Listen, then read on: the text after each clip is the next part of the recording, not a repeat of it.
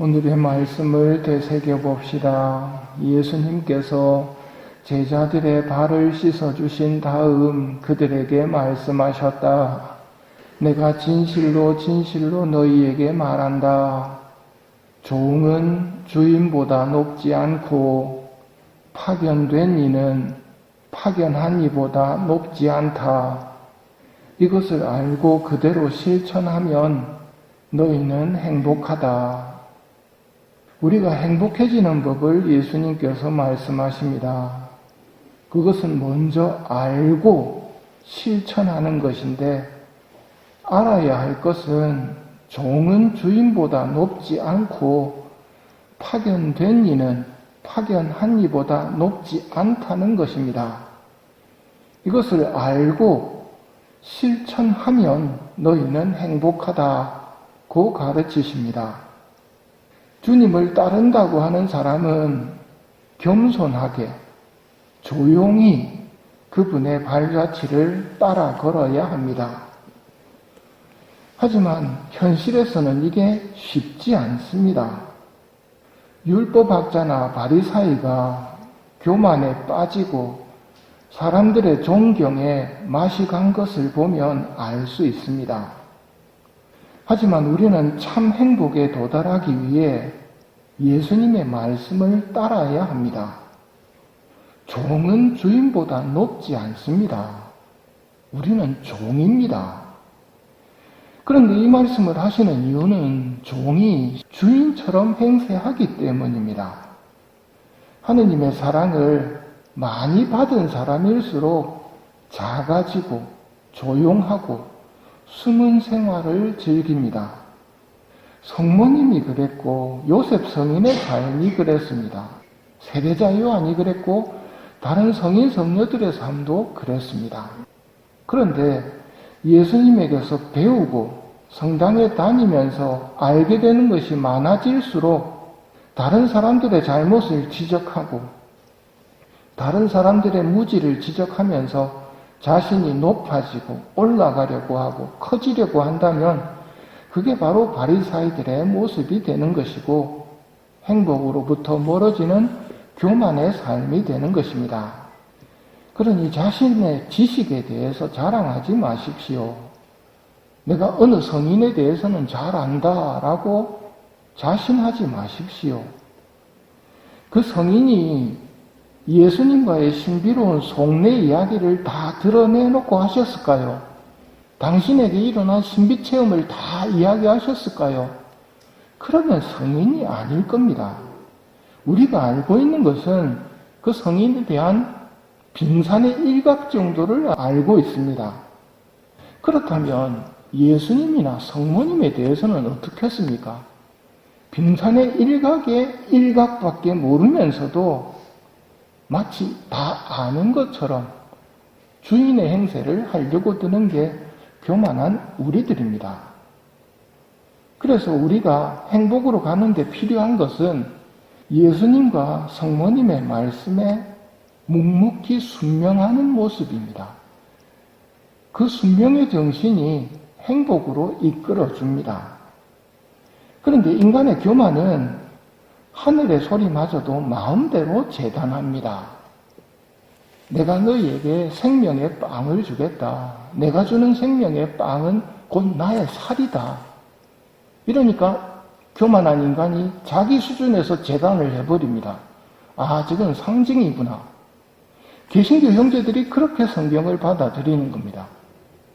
우리는 교만하게 하느님의 말씀을 적당히 내가 알아듣는 수준으로 채를 쳐버리는 일은 없을까요? 성모님을 사랑합니까? 하면 사랑한다고 말합니다. 근데 성모님의 말은 안 듣습니다. 그게 사랑하는 걸까요? 성모님이 우리에게 이거 해라 하고 시킨 게 있습니다. 묵주기도 매단마다 끝나고 나서 뭐 하라 그랬습니까? 구원송을 바치라고 그러셨습니다.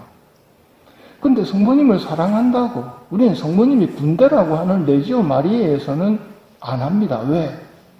우리가 하는 일이 지옥으로부터 구하고 연옥 영혼들을 위해 기도하는 게 원래 우리가 하는 일인데 굳이 할 필요 없다. 생각해 보십시오. 묵주기도 바치는 사람치고 그렇게 안 하는 사람이 어디 있습니까? 성모님이 그걸 몰라서 그렇겠습니까? 여러분 잘못이 아니고 그런 판단을 내리고 실천하게 하는 사람들이 문제입니다. 그게 몸에 배이게 되면 내지회에서만 부원송을 안 하는 게 아니라 묵주기도를 하면서 안 합니다.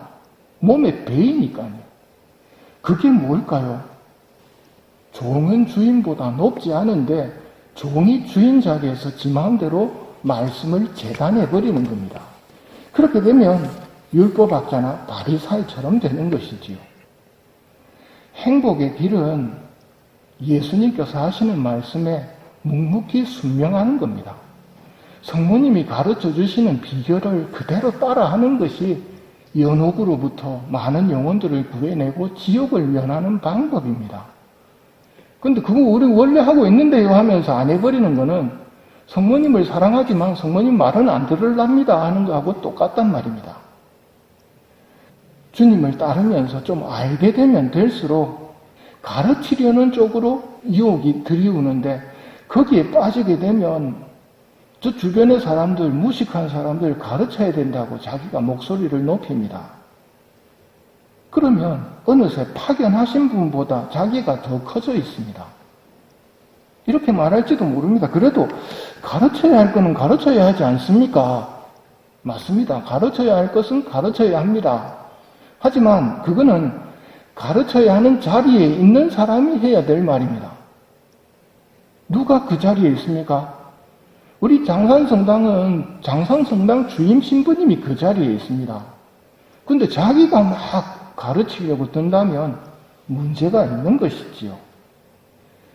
주님을 따르면서 조용히 사는 삶, 그건 말만 안 하는 것이 아니라 오늘 예수님께서 보여주신 모범을 따라하는 겁니다.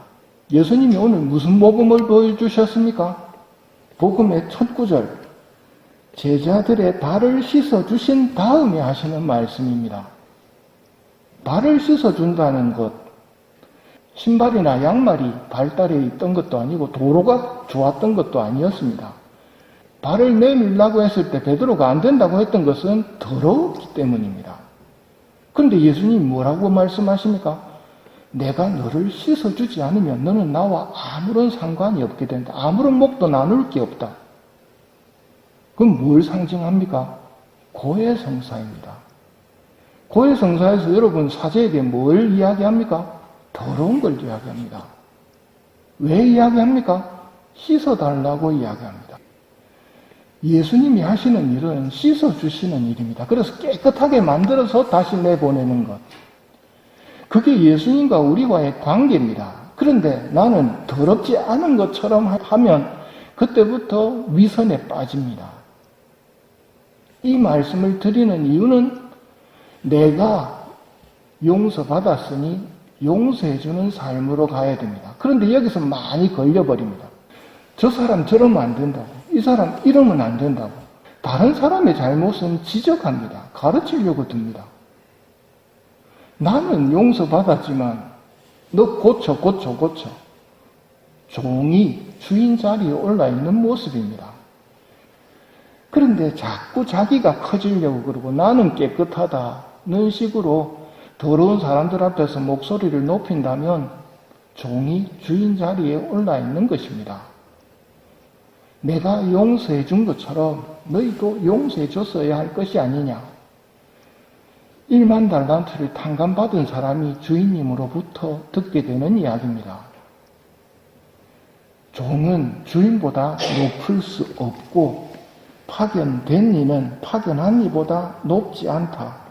이것을 알고 그대로 실천하면 너희는 행복하다.